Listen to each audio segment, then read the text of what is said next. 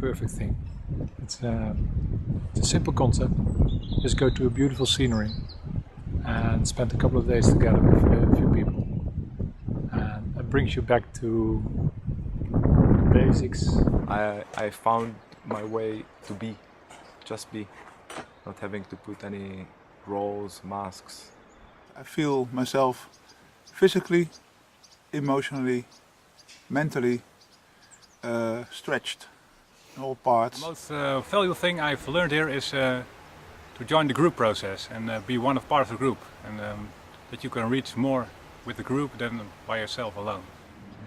The humility of learning to understand yourself and those you're with when the circumstances around you are unknown, unclear, changing constantly,